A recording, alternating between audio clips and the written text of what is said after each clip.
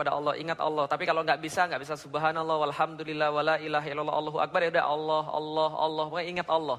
Nah selama itu kemudian dipelajari. Subuh, alhamdulillah beberapa ayat-ayat tentang Al-Fatihah. Tapi seminggu setelahnya saya sudah hafal Al-Fatihah. Sudah hafal semua? Insya Allah. Oke. Keluarga, teman-teman dekat, banyak pertanyaan? Jelas, yang paling heboh itu ketika hari itu kan hari saya kemudian syahadat, Jumatnya saya pergi ke Jakarta. Senin harinya baru tahu bahwa saya Muslim. Tiba-tiba Felix Chow sholat, itu semua geger, seluruh kakak kelas geger. Ini ada Felix Chow ikutan sholat. Nah semuanya kemudian geger, dan kemudian termasuk teman-teman saya juga sama. Sempat izin orang tua nggak? Atau ya namanya juga seorang anak gitu ya. 3 minggu setelah itu baru bilang baru saya bilang pada bapak saya bahwa saya akan masuk Islam. Reaksinya? Sorry, saya sudah masuk Islam. Reaksinya ngamuk. Ngamuk dalam bentuk? Kamu udah gila kamu ya? Saya nggak gila. Masukan jin nggak juga, masukan setan nggak juga. Baru kemudian terus berlanjut diskusi. Siapa itu, ayah? Ayah saya. Sempat diusir? Nggak sempat diusir, kayaknya dia nggak terlalu tega kayaknya. Mungkin ancaman iya, tapi kalau diusir nggak. Ancamannya? Ancamannya pertama kali pada waktu saya tidak mau mengucapkan selamat Natal, karena saya sampaikan pada bapak saya bahwa birrul walidain, bahwa hormat pada kedua orang tua, berbakti pada mereka adalah sesuatu di dalam Islam yang ditaruh nomor 2 setelah Allah dan Rasul. Setelah Allah dan Rasul dan berjihad di jalannya. Jadi gampangnya ya, setelah Allah adalah orang tua. Maka saya katakan bahwa birrul walidain adalah perkara yang harus saya lakukan pada mereka. Tapi kalau soalan ini saya tidak bisa untuk menyampaikan, karena kenapa? Bagi saya adalah pengakuan terhadap akidah orang lain. Nah ketika saya sudah meyakini seperti itu, entah kalau orang yang lain yang nggak meyakini, tapi kalau saya sudah meyakini seperti itu, saya katakan saya tidak bisa. Maka beliau katakan, ya saya tidak apa-apa, tapi tolong kamu ucapkan sama teman saya, jangan buat saya malu di depan umum. Saya bilang, saya juga nggak bisa. Nah akhirnya waktu itu dikatakan, ya sudahlah kalau gitu kamu keluar aja dari rumah. Itu yang pertama. Yang kedua, ketika saya mau minta nikah, saya juga diusir juga. Yang ketiga pas sudah mau nikah, itu saya juga udah mau diusir. Nah tapi dalam waktu yang tepat ternyata Allah punya rencana lain. Apa itu? Bapak saya untuk pertama kali dalam hidup saya meminta maaf pada saya.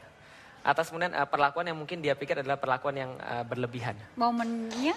Kenapa? Momennya seperti apa pada saat momennya ketika saya ingin menikah dengan istri saya, terucap satu kata-kata yang tidak pantas dari ayah saya, dan saya protes pada waktu itu karena itu adalah penghinaan terhadap Islam satu, kedua penghinaan terhadap orang-orang Muslim. Maka saya katakan ini adalah sesuatu perkara yang tidak pantas. Lalu kemudian beliau sampaikan ya bahwa ya ini adalah sesuatu kenyataan. Saya katakan tidak. Lalu kemudian kita berdebat di situ sangat lama sekali sampai terlontar dari ucapan beliau, sudah kalau gitu kamu urus saja pernikahanmu sendiri. Anggap aja nggak usah ada bapakmu, urus saja sendiri, uang dan sebagainya urus saja sendiri. Saya bilang ya nggak ada masalah, Allah Maha memberikan rezeki. Dia bilang yaudah kalau gitu minta aja sama Tuhanmu. Ya sudah, saya katakan kalau gitu saya sudah akan sendiri. Dia bilang sudah, anggap aja saya kehilangan satu anak. Saya katakan sudah kalau gitu saya telepon teman saya, minta pick up untuk disediakan ke rumah saya. Saya telepon calon istri saya waktu itu yang jadi istri saya yang sekarang. Dek, gimana ini ceritanya? Kalau memang kita mau lanjut ya sudah, berarti saya pergi ke tempatmu. Tapi kita nikah nggak secara rencana. Berarti kita cuma akad saja, setelah itu nggak ada apa-apa, cuma ada saksi, kita nikah secara Islam dan kemudian kita lanjut untuk kemudian berjuang di jalan Islam. Karena memang kita nikah bukan karena apapun selain daripada ketaatan pada Allah. Dia katakan oke. Ya akhirnya kemudian saya menelpon teman saya tadi. Nah akhirnya ketika saya mau pergi, ya bapak saya nelpon dan kemudian bilang bahwa minta maaf, lalu kita lanjutkan situasi seperti semula. Kalau ibu? Ibu saya ini agak sedikit emosional. Nah karena emosional inilah agak sulit diajak diskusi. Jadi kalau dengan ibu saya lebih enak untuk sudahlah, kalau ada perkara yang dia tidak suka saya lebih baik diam untuk biar tidak ada konflik dengan ibu, dan ada kesempatan ya untuk menunjukkan amal-amal baik. Dengan itulah saya berdakwah pada ibu saya. Sampai sekarang tapi sampai hubungan sekarang, baik? Alhamdulillah baik. Alhamdulillah. Saya menjadi seorang yang agnostik, menjadi seseorang yang percaya akan adanya Tuhan tapi tidak percaya akan adanya agama. Agama ini munafik, semuanya bohong. Buktinya apa? Pengikut-pengikutnya sama aja kok semua. Ustadz, kalau namanya 1 jam lebih dekat ya, itu kita harus tahu masa-masa kecilnya gitu ya. Mau dibongkar lebih lanjut ya? Silahkan. Oke, kita ingin tahu awal-awal ada 3 pertanyaan bukan? Betul. Di kepala Ustadz Felix. Pertanyaan yang mendasar filosofisnya adalah tentang past, present, and future. Tentang masalah dari mana asal saya sih sebenarnya. Saya ini diciptakan dari siapa sih sebenarnya. Dari mana sih saya bisa hadir di sini. Yang kedua, akan kemana sih setelah saya mati. Setelah saya mati itu gelap atau apa sih. Atau seperti apa sih kondisinya. Yang ketiga adalah sebenarnya ngapain sih saya ini di dunia. Nah jadi pastnya adalah saya ini dari mana. Future-nya adalah akan kemana saya setelah mati. Dan present-nya adalah ngapain saya sekarang di dunia. Ya saya tanya pada orang tua. Dan saya tanya pada orang tua, dari mana asal saya. Mereka menjawab ya dari bapak dan ibumu lah. Bapak dan ibu dari mana? Dari kakek dan nenek. Kakek dan nenek dari mana? Dari buyut. Nggak selesai-selesai karena gitu-gitu terus. Itu saya cari juga pada agama dan ternyata yang saya dapat juga jawaban yang tidak memuaskan. Jawaban yang mungkin klaim atas klaim. Nah ternyata setelah saya setelah saya mencari dalam agama tidak dapat, setelah itu saya mulai mencari pada hal-hal yang lain. Saya dapat waktu itu pada pelajaran biologi. Asal manusia dari mana? Dari evolusi. Manusia asalnya dari monyet. Saking sangat tertariknya saya pada pertanyaan dari mana asal manusia ini, saya mempelajari serius biologi sampai-sampai saya diwakilkan dari sekolah untuk menjadi olimpiade biologi. Saya benar-benar serius mempelajari dari mana sih asal manusia, teori evolusi, segala macamnya tentang Darwin dan sebagainya. Ternyata semakin saya belajar, semakin saya mendapatkan sesuatu hal yang membingungkan. Usia 14 tahun itu? Ketika SMP kelas 3. SMP kelas 3. Itu masih sangat muda gitu kan untuk pencarian itu. Betul, masih sangat muda tapi memang saya hidup dalam dunia yang kurang ajar waktu itu ya. Karena memang saya tidak belajar agama dari orang tua, saya juga nggak belajar agama dari otoritas yang ada, tapi saya belajar agama waktu itu lebih banyak dari game. Nah game-game itulah yang mengajarkan pada saya seperti apa sih konsep agama itu. Dan pada waktu itu seperti memang game-game yang ada pada zaman saya itu adalah game yang dibuat untuk orang jadi ateis seperti. Serius? Serius. Emang gamenya berupa apa? Misal ada dulu ketika saya lahir tahun 84, ketika tahun 90-an game yang sangat terkenal ketika PlayStation 1 masih merajalela adalah Final Fantasy 7. Nah di situ bercerita tentang segala sesuatu yang mereka menyampaikan bahwa Tuhan ini sebenarnya tidak ada. Yang adalah energi bumi. Dari pencarian belok-belok seperti itu ya, sampai akhirnya merasa bahwa belajar, ingin mengetahui banyak tentang Islam gitu.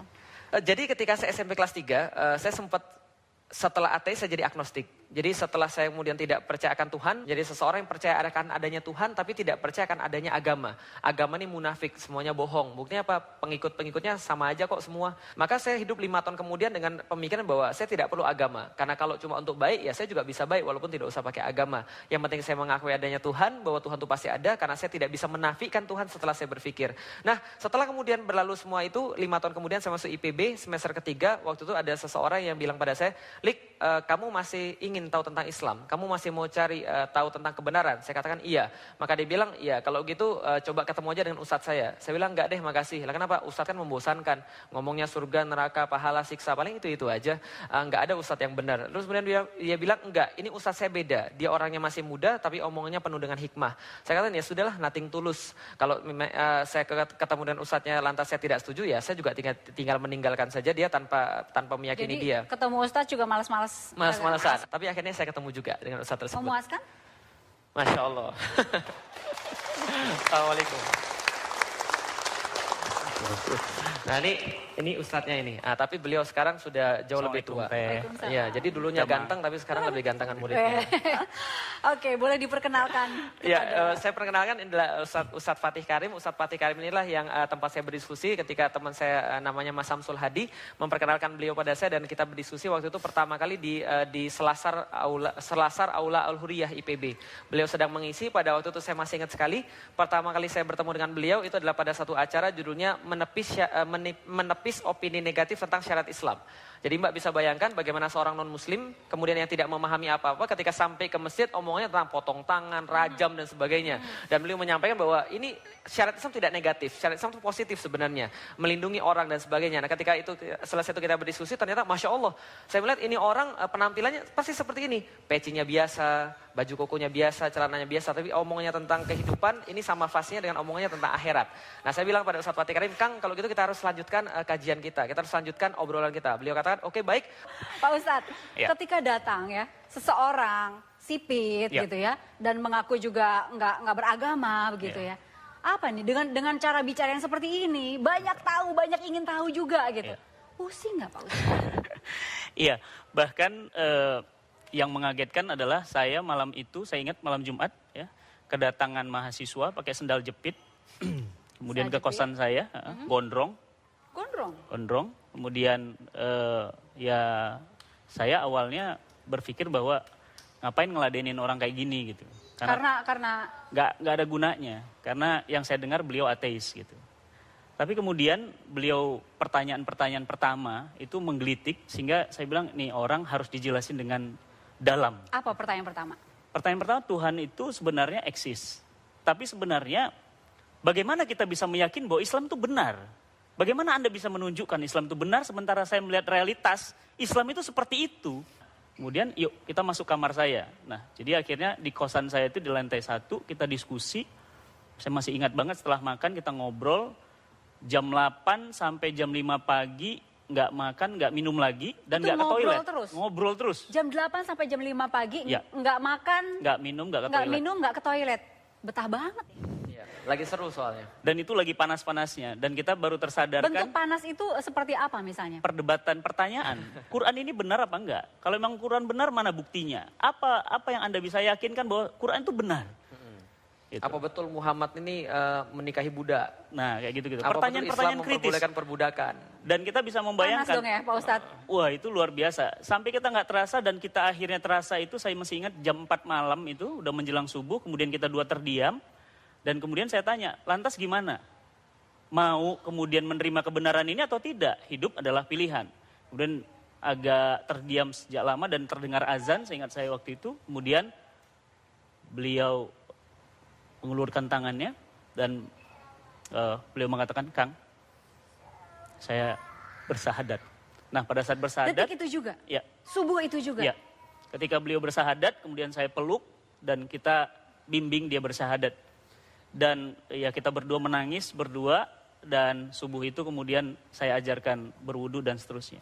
Kenapa dalam waktu sekian jam sudah langsung percaya dan ingin langsung bersahadat? Ya, pertama memang ini adalah pencarian lama ya. Jadi saya sebenarnya kan memang mencari sebenarnya Tuhan ini ada atau enggak sih dulunya. Tapi setelah saya dapat tahu Tuhan ini siapa sih sebenarnya. Argumen-argumen saya ini mau dihancurkan dari dasar. Seolah-olah Al-Quran ini ingin mengatakan surat Al-Baqarah ayat 23, udah delik, gak usah banyak ngomong. Gini aja, kalau kamu memang pinter, kalau kamu memang hebat, kalau kamu memang luar biasa, kamu datengin aja semacam dengan Al-Quran ini. Satu surat aja, pilih deh 114 surat yang mana yang paling mudah, yang mana yang paling pendek. Silakan datangkan yang semacamnya. Kalau kamu bisa berarti Al-Quran salah. Tapi kalau kamu nggak bisa, berarti Al-Quran benar dan kamu ikut saja. Fair, adil. Nah waktu itu loh saya berkata pada beliau, iya saya masuk Islam. Lah kenapa? Ini segel ini. Karena di dalam kitab-kitab lain yang saya baca, dalam kitab-kitab suci agama lain yang saya baca, tidak ada segel semacam ini. Segel semacam ini cuma ada di dalam Al-Quran. Oke, Pak Ustadz. Ya. Pandangan Pak Ustadz terhadap sosok Ustadz Felix ini sekarang? Jadi beliau itu benar-benar rasional, mencari dan tidak akan meyakini sesuatu kalau dia nggak yakin. Dan ini yang nampaknya jarang dimiliki oleh muslim sekalipun sejak lahir.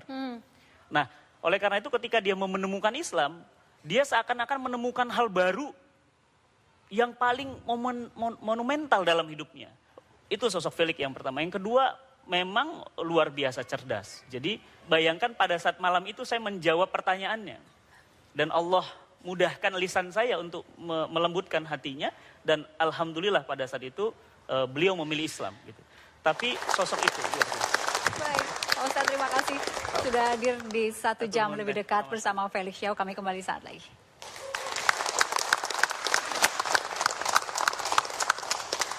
Entah mengapa yang terlintas dalam pikiran saya, langsung pertama keluar, antum sudah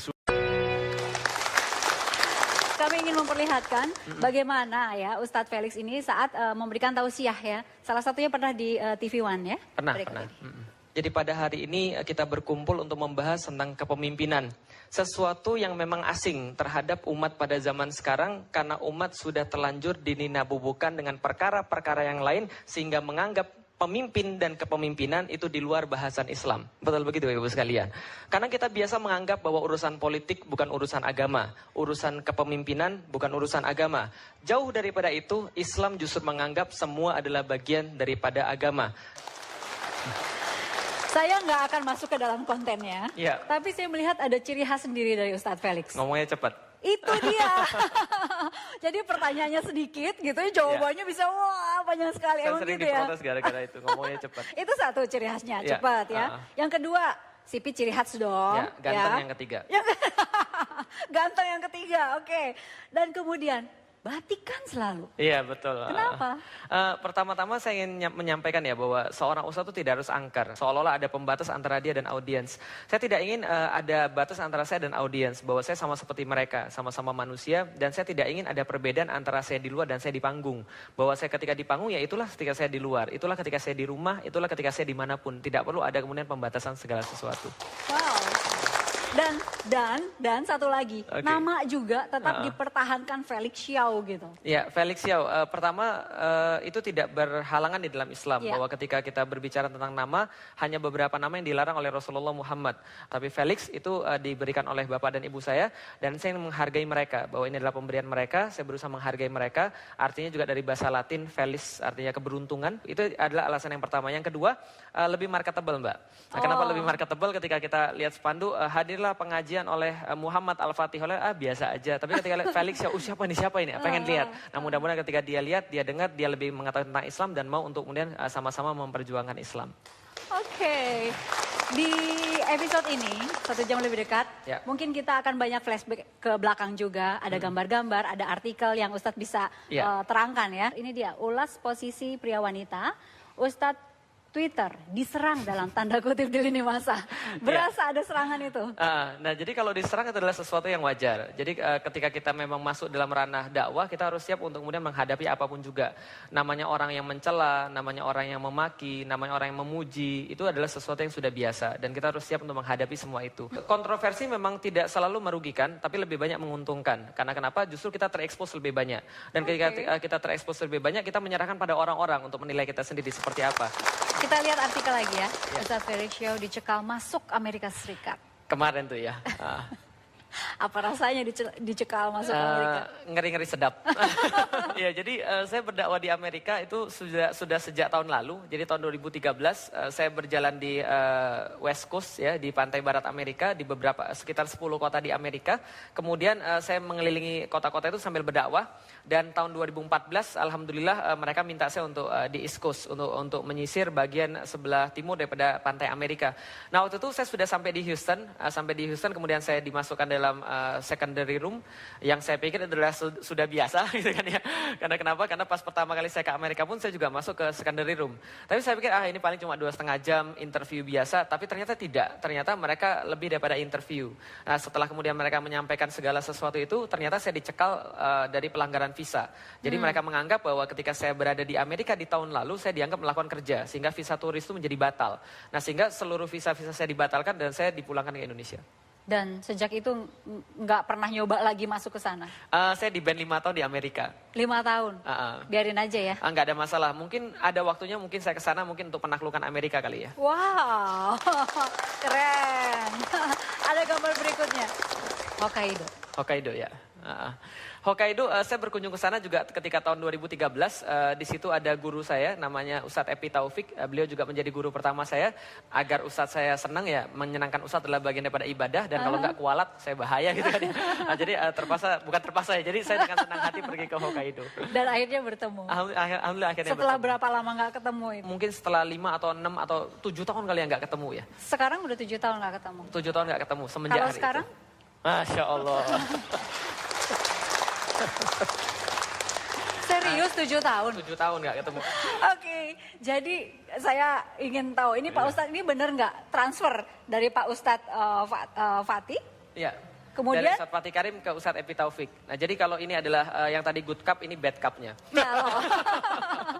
Karena kalau Ustadz Fatih Karim kan saya sangat enjoy ya ketika belajar. Tapi kalau sama beliau ini didikannya luar biasa keras. Jadi saya pernah diusir sama beliau, saya ingat sekali pernah diusir sama beliau gara-gara saya nggak bisa baca bahasa Arab. Gundul, Mbak. Nggak bisa baca bahasa Arab dulu, pada waktu itu huruf hijaiyah aja saya belum hafal, Mbak. Wow, Pak Ustadz kenapa diusir? Ya kan namanya orang belajar gitu ya. Ya, tapi mungkin ada cerita yang lebih menarik sebelum itu. Entah mengapa yang terlintas dalam pikiran saya, langsung pertama keluar, antum sudah sunat belum? Saya bilang. Jawabannya adalah? Belum, ya. Jadi saya bilang, antum sunat dulu baru ngaji sama saya. Keras kan, Mbak ya? Ya, setelah itu kita mulai dan saya masih ingat waktu itu memang, saya sendiri jadi tertantang. Karena beliau ini baru masuk, belum lama masuk Islam, saya keturunan gitu ya, dari lahir masuk Islam. Tapi semangatnya luar biasa. Kita janjian jam 8 malam kajian itu, ya, di kamar kos saya. Jadi suatu waktu pernah, karena keretanya mogok, jadi singkatnya saya sampai jam 10 malam. Beliau ini masih menunggu. Berarti udah berapa jam itu? Iya, 2 jam menunggu. Ya. Pas juga saat itu mati listrik. Aha. Di- Nggak jadi belajar dong. Jadi, kita jadi ngaji mulai jam 10 malam sampai jam 12 malam di kamar saya dengan 1 lilin. 1 lilin. 1 lilin penerangannya. Jadi luar biasa. Kan malu kalau gurunya lebih tidak semangat dibanding muridnya kan. Pak Ustadz Evi, sedikit aja. Ya. Ada momen-momen mengusir gitu kan. Terus ada momen-momen apa lagi kalau dikatakan Pak Ustadz ini cukup keras ngajarnya gitu. Sebenarnya ya, menurut saya itu paling ringan itu. Ada satu lagi, rapat kita nggak bawa data, suruh pulang. Jadi yang paling saya ingat daripada beliau adalah, Lik, jangan bicara kalau nggak ada data. Jadi itu sangat menancap pada saya. Jadi sampai sekarang ketika saya berbicara apapun, saya harus ada data. Saya nggak mungkin berbicara kalau saya nggak punya basis data. Nah karena itulah kemudian ya mungkin karena beliau pendidik, basis sains, kemudian penelitian, nah itu kemudian saya ambil banyak daripada beliau. Baik, sekarang dua-duanya ada di sini. Ya. Mungkin ada sesuatu yang ingin disampaikan. Beliau ini lah kemudian saya katakan bahwa ketika saya harus berhutang pada 2 orang, maka saya berhutang sama Ustadz Epi Taufik dan Ustadz Fatih Karim. Karena beliau inilah membentuk dasar-dasar saya sebagai seorang muslim. Berhutang itu dibayar dengan cara apa dong? Masya Allah, saya pikir mungkin mudah-mudahan doa saya pada Allah untuk mereka berdua cukup. Kami masih memiliki beberapa segmen lagi ke depan ya. Untuk Pak Ustadz terima kasih. Ya, sama-sama. Kami kembali saat lagi. Kita telepon bapak saya dan saya bilang, Pi, Felix di depan Ka'bah. Dan kemudian kita mendoakan bahwa dia agar masuk Islam. Ya sesuatu yang... Kita lanjutkan. Ada beberapa gambar lagi. Boleh. Ya. Yang akan kami perlihatkan. Oke. Ka'bah. Insya Allah. Kapan pertama lihat? Tahun berapa dan apa rasanya? Ya, setelah saya masuk Islam itu adalah sebuah impian yang saya pikir nggak akan pernah tercapai ya. Karena kenapa? Karena kondisi finansial, kemudian kesempatan, kemudian ya segala macam lah. Saya pikir itu cuma sebuah angan-angan yang nggak pernah akan tercapai. 2010 saya bilang sama bapak saya bilang, Pi, bapak saya seorang direktur di perusahaan agrochemical. Saya bilang, Pi, selama ini kan papi kalau ketemu dengan customer, lalu kemudian mengikat customer ini kan dengan cara-cara tertentu, termasuk ngasih mereka bonus setiap tahun. Saya bilang, bonusnya biasanya apa? Bapak saya bilang, bonusnya motor. Harganya berapa? 15 jutaan. Ya sudah, kalau itu mau nggak? Tambah sedikit lagi dan berikan mereka mengikat kepada kita. Gimana cara? Kita umrohin. Wah, bapak saya agak berpikir keras. Tapi dia kata, boleh. Tapi pembimbingnya siapa? Felix. Lu emang kamu pernah umroh? Enggak, tapi saya sudah siap. Gitu. Akhirnya kemudian singkat cerita kita laksanakan ide gila ini kemudian untuk umroh bersama petani gitu kan ya. Untuk umroh bersama penjual-penjual R1 daripada perusahaan kita. Akhirnya kita kumpulkan sekitar 25 orang dan sebelum itu saya bilang gini, saya sangat menginginkan banget bahwa istri saya barang-barang saya di situ. Ingin kemudian bareng-bareng untuk bersujud. Rasanya nggak enak banget kalau sana cuma saya sendiri di sana. Akhirnya kemudian saya berpikir, berdoa pada Allah, duit-duit itu nggak kunjung datang juga. Akhirnya kemudian bapak saya bilang, Lik, kamu di sana gimana nanti? Iya sih, pengennya sih Iin ikut, pengen istri saya ikut. Bapak saya bilang, udah kenapa nggak ikut aja? Duitnya dari mana, Pi? Ikut aja, papi yang bayarin. Ya. Alhamdulillah, tahun 2011 akhirnya saya berangkat sama istri saya untuk pertama kita lihat Ka'bah, Masya Allah. Kemudian setelah selesai kita tawaf, kemudian kita sholat di Makom Ibrahim, kemudian di depan Makom Ibrahim kita kemudian berdoa dan saya bercucuran air mata di situ. Kita telepon bapak saya dan saya bilang, Pi, Felix di depan Ka'bah. Dan kemudian kita mendoakan bahwa dia agar masuk Islam. Ya sesuatu yang mungkin pada saatnya Allah lebih tahu kapan itu saat yang lebih tepat. Oke. Kita langsung bergerak ke gambar berikutnya. Ya. Apa ini? Itu kos-kosan yang tempat saya masuk Islam. Lokasinya kos-kosan di... Ustadz Fatih Karim itu. Dan ini bentuknya masih seperti ini sekarang? Udah berubah banyak. Pas saya datang sana jauh lebih sederhana. Okay. Kalau nggak bisa dikatakan minimalis. Bapak banget. ini pernah serumah? Masya Allah. Perkenalkan dong. Ya, jadi ini abang ini namanya Ruli Faisal. Jadi teman saya ketika kita sama-sama kos di Aroya. Jadi Aroya itu dulu kita ambil dari benderanya Rasul yang berwarna hitam terus kemudian ada tulisan La ilaha illallah Muhammadur Rasulullah. Nah, ketika saya sudah masuk Islam, Ruli ini termasuk orang yang tinggal sekos-kosan dengan saya dan termasuk bagian daripada aktivis dakwah juga. Itu patungan kos-kosannya? Iya, bayarnya? Dulu kita pindah dari Pajajaran ke ini. Dari Baranang Siang. Baranang Siang ke Dermaga itu. Nah, kita cari rumah kosan yang baru. Nah, Felix termasuk salah satunya. Nah, kita ada beberapa orang yang sudah ngaji. Itu, saya, Samsul, dan Asril. Nah, beliau ini belum ngaji. Malah belum masuk Islam juga gitu. Nah, setelah masuk Islam malah bagusan dia Islamnya gitu. Ini yang pertama kali ngasih sarung ke saya. Jadi saya banyak sholat pakai sarungnya Ruli Faisal ini. Sarungnya masih ada nggak Sampai sekarang sekarang? masih ada tapi udah bolong. Aduh. Maksudnya minta dikasih lagi gitu maksudnya. Kenapa merasa harus kasih sarung gitu? Ya karena kita kan harus support beliau gitu di tengah keluarganya yang ditolak seperti itu. Ya Allah. Felix ini kalau misalnya setelah masuk Islam, malah dia yang bangunin subuh semuanya di kosan kita gitu. Masuk ini saya bangun subuh. Susah dibanguninnya susah. Dia tutup palanya pakai bantal maksudnya. Aduh, ini baru masuk Islam, tapi udah bangunin Udah subuh. belagu gitu. Dan dia duluan yang ke masjid. Dia duluannya ke masjid. Terus tiap azan duluan juga Ya, gitu. betul. Oke, di dalam kos-kosan yang bersejarah ini gitu ya. Itu kan rasanya dibangunin oleh Felix gitu ya. Subuh udah segala macam suruh sholat gitu. Puasa juga. Puasa pertama di kosan itu atau enggak? Ya, di kosan itu. kosan. Puasa pertama. Cukup menderita enggak waktu itu? Alhamdulillah puasa pertama cuma 2 kali kita nggak bangun subuh bareng-bareng. Karena kita nggak sahur Enggak bareng-bareng. sahur dua hari itu. 2 hari aja.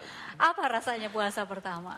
Alhamdulillah ya, jadi sebelum saya masuk Islam saya juga sudah melatih puasa sebenarnya. Jadi ketika puasa pertama bagi saya nggak terlalu susah. Enggak terlalu susah Cuma ya. memang suasananya Masya Allah. Ketika kita menyaksikan orang-orang muslim kan kadar keimanannya sangat meningkat ketika bulan puasa. Mereka lebih dekat dengan Allah, mereka lebih dekat dengan Rasul, mereka lebih mudah untuk disentuh hatinya. Dan itu pun yang terjadi pada saya. Ini udah 12 tahun nggak ketemu kan? Terakhir kita ketemu di bandara, Dik ya. Di bandara. Beliau mau ceramah. Barusan kemarin. 12 Oke, setelah itu 12 itu tahun. nggak sengaja. Nggak sengaja. Ya, sudah 12 tahun nggak ketemu. Kita kan flight pertama. Dulu waktu itu Felix mau ke Bali, ceramah ke Bali. Saya mau ke Lampung. Nah, ternyata kita sebelahan sholat subuh. Kita nggak saling menyadari. Tapi kita takbir bersama. Iya. Takbir bersama. Ternyata di imamnya. sebelah saya juga kaget juga. Saat salam, ternyata loh Ustadz Felix. Saya bilang panggil Ustadz, dulu Felix aja gitu. Dulu Felix aja. Assalamualaikum Ustadz. Waktu di kos-kosan ya, sudah menduga nggak sih bahwa nanti suatu saat akan jadi Iya. ustadz gitu? Nah Felix ini anak yang super lah gitu, super. Otaknya encer. Nah itu mungkin karena bicaranya cepat itu karena otaknya memang encer. Pernah kita ujian tengah semester, ujian akhir semester. Nah ini kita sistem kebus malam, beliau tidur aja. Tidur, kerjanya tidur gitu. Karena stres Mbak, bukan karena pintar Mbak. Malah lampu kamarnya itu paling cepat mati duluan.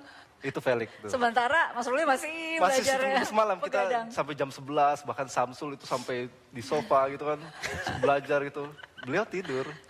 Karena dulu sebagai mahasiswa ya kan kita semua harus hemat Mbak ya. Jadi kalau kita mau ujian tuh kita langsung fotokopi Mbak dari cewek-cewek yang rajin nyatet. Nah, setelah kita fotokopi 1 buku Mbak, kita robek jadi 2 Mbak. Nah kamu belajar ini, saya belajar ini. Nah jadi kita gantian Mbak. Nah saya tuh kalau ada 2 pilihan Mbak, saya selalu memilih yang ketiga Mbak.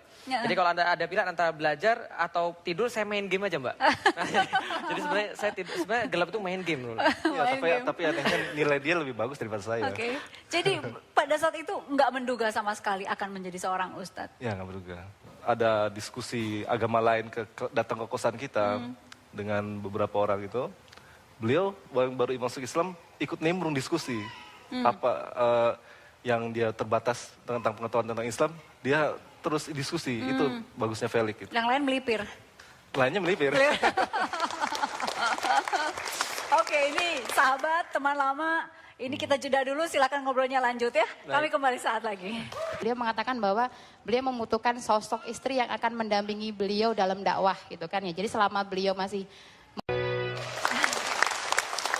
Oke, boleh diperkenalkan satu persatu Mas. Ya, jadi ini anak saya yang pertama namanya Alila Sofia Asyarifah. Kalau ini adalah anak saya yang keempat, namanya Ayah Sofia Asyarifah. Yang kedua dan yang ketiga namanya yang kedua, siapa yang dan ketiga siapa? namanya Sifar Muhammad Al-Fatih 1453. Yang ketiga Gozi Muhammad Al-Fatih 1453. Itu pakai angka 1453? Pakai angka 1453, betul. Apa itu? Nomor apa Nah, itu? karena itulah saya memang kasih nama supaya ditanya Mbak. Ah. Nah, 1453 adalah tahun penaklukan Konstantinopel oleh Muhammad Al-Fatih. Oke. Kalau yang putri-putri nggak dikasih angka? Nah, kalau yang putri-putri nggak dikasih angka karena memang mereka bukan tugasnya untuk berjihad. Oke. Nah, jadi tugasnya laki-laki untuk berjihad. Istri belum diperkenalkan dong. Oh iya, ini adalah bagian daripada surga yang Allah janjikan pada saya, tapi di dunia sudah disegerakan. DP-nya ini kira-kira. Jadi namanya Parsini, namanya Parsini, nama kampungnya, nama kerennya Iin. Nah, Iin ya, oke. Ini sebelum lebih jauh lagi nih ya, ada gambar yang ingin kita Baik. perlihatkan.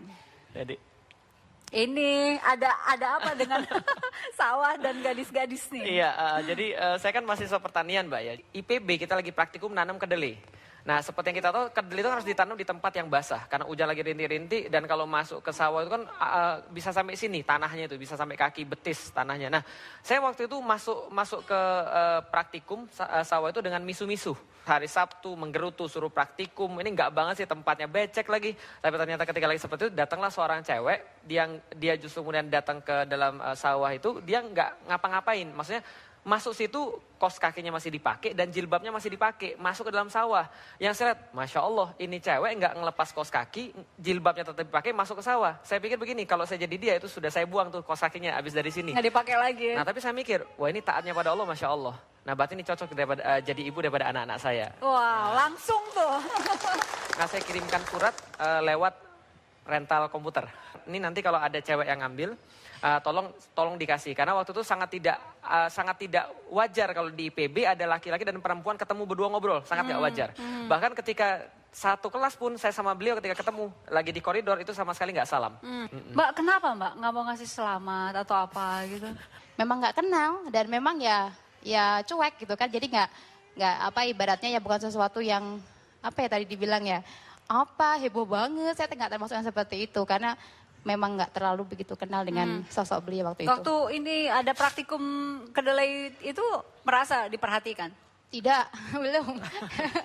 Jadi memang apa namanya ketika beliau sharing kan, waktu itu mulai merasa keberadaan Umi ada tuh waktu kapan gitu kan ya. Jadi kan waktu itu kan memang kita nggak saling kenal, tapi kok tiba-tiba menghitbah gitu kan ya. Berarti ada satu momen yang di situ beliau pertama kali ngelihat gitu kan ya. Nah beliau cerita lah ketika itu di sawah kejadiannya, jadi seperti itu. Jadi nggak sama sekali diperhatikan. Boleh tahu nggak berapa hari setelah peristiwa kaos kaki itu sampai kemudian meminta? Sebulan ya kali ya. Sebulan saya kurang masih ingat lebih. mungkin pas Januari saya menghitbah ya. Tapi karena sesuatu dan lain hal akhirnya kita pending hitbahnya, akhirnya kita batalkan. Kita baru serius lagi ketika memang saya sudah memenuhi syarat-syarat yang diberikan oleh orang tuanya.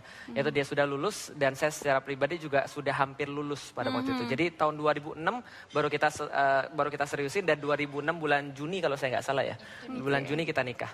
Oke, kenapa mau Mbak? Karena saya ganteng, Mbak. Jujur saja kalau Ustadz dengan background beliau yang Chinese, jujur saya sedikit takut gitu kan ya. Karena memang dengan kondisi keluarga beliau yang sangat berbeda sekali dengan keluarga saya gitu ya Mbak ya. Jadinya ya kalau memikirkan itu jadi kayak mau mundur. Tapi karena mengingat beliau di surat hitbahnya, jadi sekarang bukti otentiknya masih ada di rumah. Beliau mengatakan bahwa beliau membutuhkan sosok istri yang akan mendampingi beliau dalam dakwah gitu kan ya. Jadi selama beliau masih memikirkan dakwah berarti status saya akan aman gitu kan, karena beliau melakukan sesuatu karena Allah sehingga pasti sama istrinya juga pasti sayang, jadi saya aman ketika itu. Baik, ada bisikan harus ditanya soal kosannya katanya. Ya. Kosannya Mbak In emang di mana itu? Nah, kosannya istri saya waktu itu berhubungan dengan Ustadz Epi Taufik. Jadi kosannya istri saya itu di sebuah kosan putri namanya Al Jamilah. Kebetulan yang memiliki Al Jamilah adalah yang jadi istrinya Ustadz Epi Taufik sekarang. Pantesan. Betul lah. Jadi beliau juga menjadi informan saya nih ceritanya. Oke, kami memiliki sesuatu ya. Kalau tadi gambar-gambar, artikel-artikel gitu Baik. ya. Kalau yang ini sesuatu ya. Mungkin bisa dilihat dulu nih. Ini surprise dari TV One nih. Boleh. Ya. Boleh dibuka? Somai, Mbak. Tampilannya seperti somai dari luar ya. Masya Iya. Allah. Ada cerita. Iya. Oke. Ini adalah spaghetti ini pertama kali dimasakin oleh ibu saya ketika calon istri saya datang. Nah, jadi ketika calon istri saya datang, ini kemudian ibu saya masakin spaghetti. Waktu itu istri saya nggak bisa makan sama sekali. Karena memang lidahnya lidah proletar ya. Nah, tapi setelah diajarin justru akhirnya dia jauh lebih suka daripada Oke, saya tapi sekarang. kenapa pilihannya spaghetti, Mbak? Kebetulan memang Ustadz ini sangat menyukai jenis-jenis mie ya. Mie ayam, spaghetti, pokoknya yang berbau mie itu sangat luar biasa. Karena Dan orang Cina itu makanan pokoknya mie, bukan Iya, iya. terus spaghetti kan kebetulan juga memang sangat praktis ya buatnya. Mungkin setiap pagi itu bisa cepat, apalagi dengan kondisi anak saya cukup banyak. Jadi nggak memerlukan waktu yang lama untuk membikinnya. Oke. Oke, dari istri mungkin ya, ada harapan khusus untuk Ustadz Felix? Berharap Abi tetap istiqomah ya, insya Allah yang apa yang Abi dulu pernah azamkan satu persatu Allah sudah wujudkan gitu kan, yang bisa membuktikan kepada mungkin dulu orang-orang yang mungkin pernah menganggap remeh atau mungkin menganggap aneh gitu kan ya, dengan apa ya keinginan-keinginan beliau yang sangat mungkin nggak masuk akal gitu kan. Tapi alhamdulillah satu persatu tuh beliau bisa wujudkan. Salah satu dulu ketika saya pertama kali menikah, beliau kenapa tetap ingin tinggal di Jakarta? Karena ingin meratakan Jakarta dengan Islam. Ketika itu mungkin siapa beliau gitu kan ya. Jadi orang juga tidak kenal gitu kan ya. Saya menemani beliau berdakwah dari satu tempat ke tempat lain dan dengan kondisi yang sangat memprihatinkan gitu kan ya. Tapi sekarang beliau subhanallah permintaan ngisi itu sampai kalau kata beliau udah muntah gitu kan. Ketika saya menghitbah istri saya, dalam surat itu saya katakan bahwa sekarang mungkin saya bukan siapa-siapa, tapi akan ada satu masa di mana kamu harus ridho ketika diduakan oleh Allah dan Rasul, bahwa saya akan keliling kemana-mana untuk memberikan kajian tentang Islam, dan dia katakan iya. Tapi ternyata setelah nikah ya protes juga sebenarnya. Karena namanya juga manusia kan ya. Baik. Ustadz Felix Xiao, terima kasih sudah hadir di 1 jam lebih dekat. Bersama Felix Xiao, ini juga kasihan kayaknya udah mau bobo ya. Iya. Untuk Pak Ustadz semuanya terima kasih. Dan untuk semuanya juga terima kasih sudah hadir di sini. Kami jumpa lagi pekan depan dengan tokoh-tokoh lainnya. Sampai jumpa.